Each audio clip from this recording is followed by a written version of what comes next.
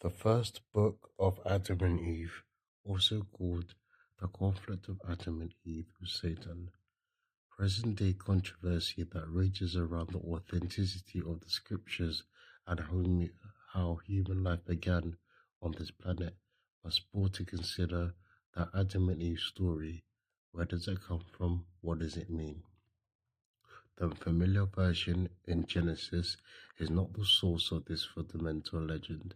It is not a spontaneous, heaven-born account that sprang into place in the Old Testament. It is simply a version, on itself perhaps, but a version of a myth or belief or account handed down by word of mouth from generation to generation of mankind through the incoherent, unrecorded ages of man. It came like an inextinguishable ray of light that ties the time when human life began, with the time when the human mind could express itself and the human hand could write. This is the most ancient story in the world. It has survived because it embodies the basic fact of human life, a fact that does not change one iota amid all the superficial changes of civilization's vivid array. This fact remains: the conflict of good and evil, the fight between man and the devil, and the eternal struggle of human nature against sin. The Adam and Eve story pervaded the thoughts of ancient writers is seen in a large number of versions that exist, or whose existence may be traced through the writings of Greeks, Syrians, Egyptians, Abyssinians, Hebrews, and other ancient peoples. As a lawyer might say who examines so much apparently unrelated evidence, there must be something back to back it. The version which we give here is the work of the unknown Egyptians. The lack of historical allusion makes it impossible to date the writing. Parts of this version are found in the Talmud, the Quran, and elsewhere, showing what a vital role it played in the original literature of human wisdom. The Egyptian author first wrote in Arabic, and that found its way farther south and was translated into Ethiopic. For the present English translation, we are indebted to Dr. S.C. Malan, Vicar of Broad Windsor, who worked from the Ethiopic edition edited by Dr. E. Trump, Professor of University of Munich. Dr. Trump has the advantage of the Arabic original, which makes our bridge over the gap of many centuries a direct one. Okay, enough. Let's get this started.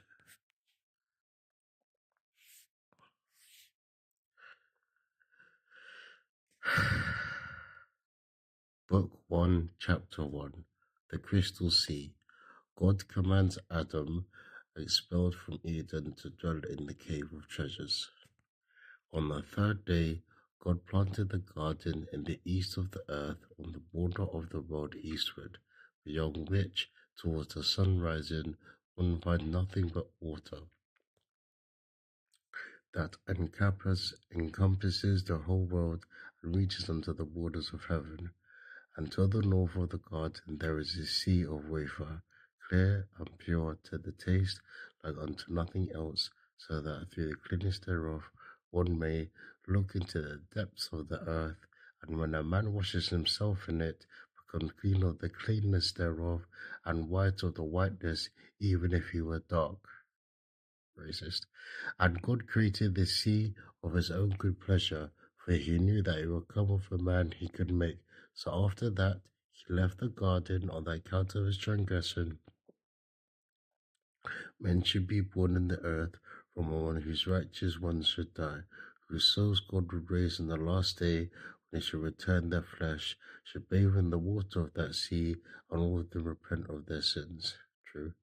But when God made Adam go out of the garden, he did not place him on the border of it northward, lest he should draw near to the sea of the water, and he and Eve wash themselves in it, be cleansed from their sins, forget the transgression they had committed, and he no longer reminded of it in the thought of their punishment.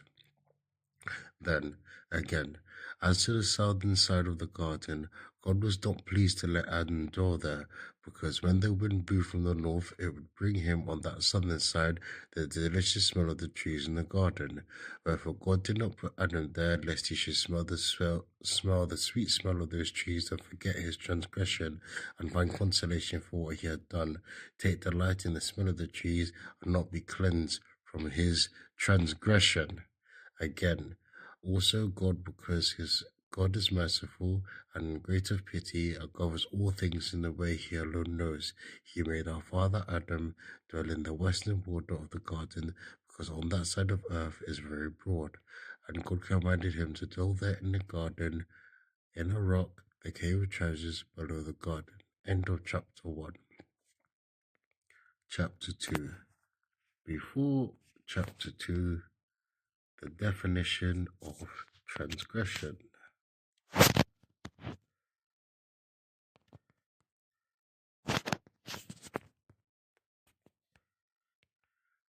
Transgression, noun, an act that goes against a law, rule, or code of conduct, an offense. Translated to now, I would say breaking the law, transgression. And we will leave it at